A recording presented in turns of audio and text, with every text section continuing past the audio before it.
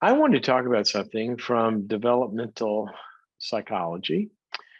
What I mean by developmental psychology is, humans don't come out, fully baked, right? If you notice that, if you ever raised kids, no, how many of you moms had a baby pop out and turn around and go, "Oh, hey, mom, how are you? Gosh, sorry, was that hard on you? I didn't really mean to cause you any trouble. Let me clean up around here. Why don't you go take the afternoon off?" No, that's not what they do. They don't do that. They're not fully baked yet. They come out in and all they want is, man, they want you and blah, blah, blah. And then they mature. Now, I'm going to talk about one specific maturity step that happens in the way that our brains get glued together, and not only our brains, but our emotional reactions in our emotional brain, if you will, in the way that we see life and process life and regulate life. And one of the reasons I think I'm aware of this right now is I see so much splitting. That's what I want to talk about. I want to talk about splitting. And splitting is basically when we cannot see the whole picture, and where, as a defense, we split it, and we don't have the capacity to bring things together. And this is actually a developmental arc of maturity. Now, here's why I bring up the babies. If you notice, if you sit down and talk to a baby, you say, "How's it going? How's your day going?" Well, depending on what moment you talk to them, it's either, they're in a milk coma, right? Bye, bye, bye, bye. They're happy and smiling. They're doing all that. It's all good, mama. Everything's good. Or it's all bad. I mean, it is bad, bad, bad, bad, bad, bad, bad. Well, an infant, well, understand, if you notice, it's kind of like they go from extremes. It's all good to all bad. There's no middle, like, how's it going, Joey? Oh, kind of okay. I mean, my morning was a little rough, but we got better around lunchtime. Well, how's mom today? Mom's pretty good most of the time. A couple of times she was a little late on the rescuing me from being wet, and a little late on the food actually in the mid time. But the other time she was pretty. No, no, no. You don't get that. You get either or happy, all good or all bad. Look at toddlers. But here's what happens in infantile experience, or I'm going to say immature, because it can go way past infancy into adulthood. This is what we know in some of the more severe personality disorders, like borderline personality, narcissistic personality disorders, and that kind of organization in somebody's head, that they never get past seeing the world and themselves or others in terms of either being all good or all bad. Now, I want you to watch this as it develops.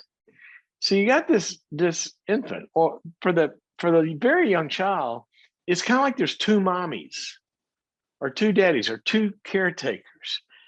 There's the good one, and that's the one that makes me happy. That's the one that holds me and feeds me and wipes me, when I'm wet, and makes me feel better, and changes my clothes and puts a blankie on me, and oh, you're so wonderful, and I'm so in love with you. Oh, you're so wonderful, and I feel good, and I'm wonderful, and life is good until it's not.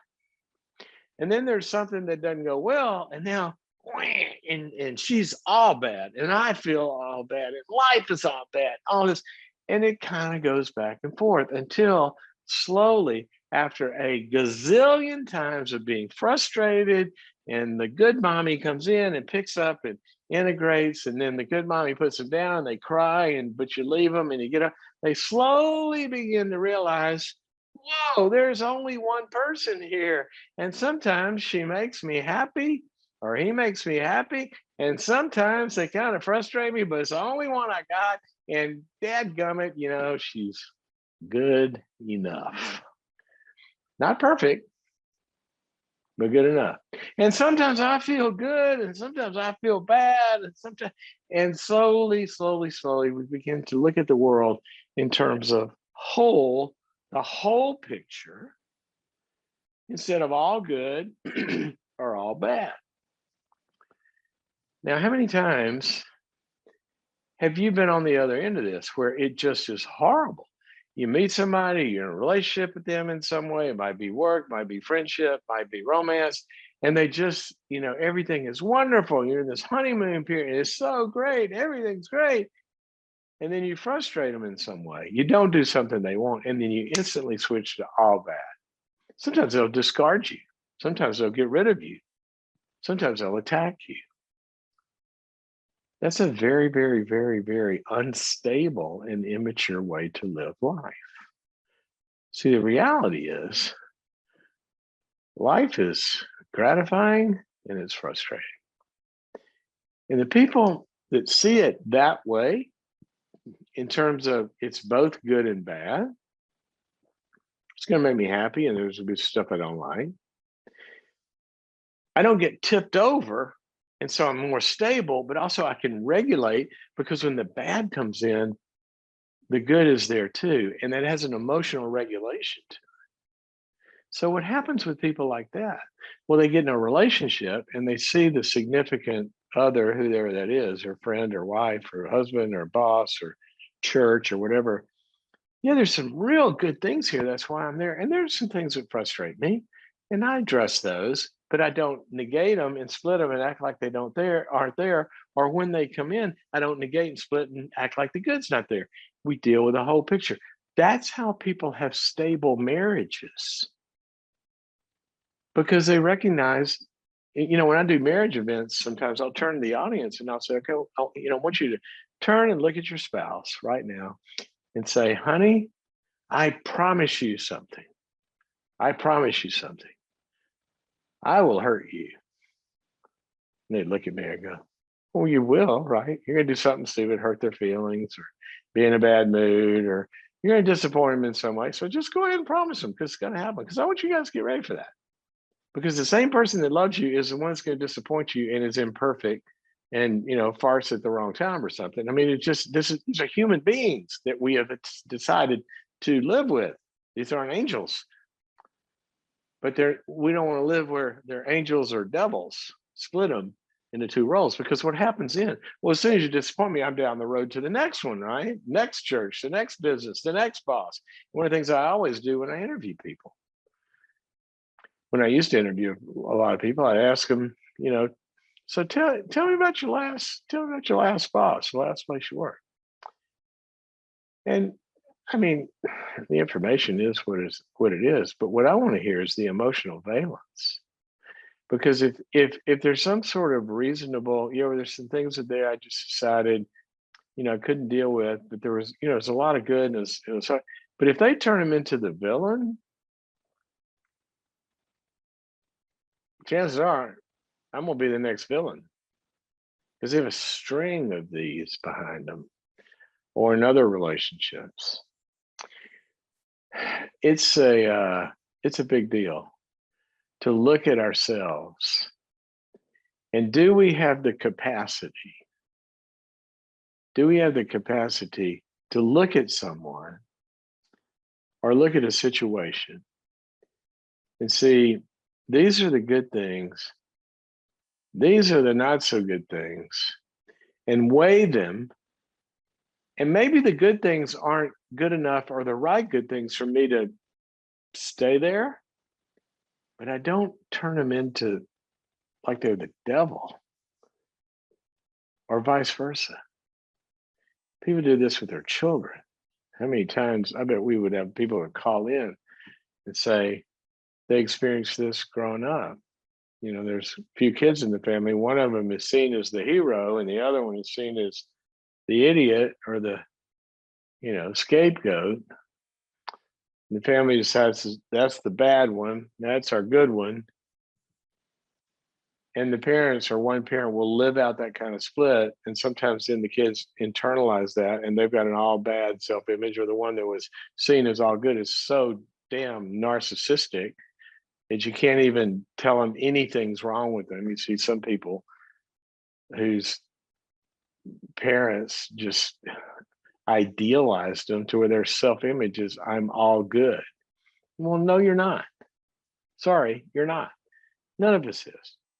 And we need a self concept that's not, I'm special, I'm wonderful, I'm awesome, or I'm worthless, I'm an idiot, I'm stupid. We need a self concept that says, yeah, I've got these strengths, I got these weaknesses, and here's what I do well, not so good at that, trying to get better at this. That's what we call stability. So, what can you do with this?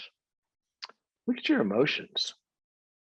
If you have intense, like hatred, you know, for some people or things or whatever, it might be some splitting going on there that would be well to address. Or unrealistic, idealized adoration and psychotic infatuation of love. Well, that's got a shelf life to it too. None of those are mature. Now, that doesn't mean there's not a wonderful honeymoon period for lots of good things that we have a normal see in normal when we first attach to something and become deeply invested there is kind of an excitement and idealization I mean I can do this with a new you know gadget right get a new computer I'm so well and then it's gonna kind of get dissolute and then would kind of become normal yeah I love it but it's not gonna change my world like it did the first day right or it could be, you know what I'm talking about. So just look at the splitting that goes in the world. Don't trust it. Don't trust it. It's not going to last if somebody, when they look at you that way. But look for people in your closest relationships that can see you as both good and bad. What are my strengths? What are my weaknesses? And love all of them. I want people that that love me in spite of. That's what God does. He loves us unconditionally, but he doesn't not see where we need to get better. In fact, he loves us like we were perfect and then loves us in a way to try to get us to be more perfect. See, that's integration. So I just want you to watch for that. In today's culture, there's so much like back and forth, splitting from people that are divided on both sides. And if somebody thinks this one little thing, they're all bad. If somebody thinks this one, oh, they're all bad. We can't sustain life when we go from all good to all bad in an unstable way. Because we have to love the whole picture and deal with the bad appropriately. So that doesn't mean that when you love somebody that's good and bad, that you let the bad hurt you or abuse you or anything like that. You deal with that. You deal with the bad truthfully and honestly. But let's just watch the splitting because that's instability.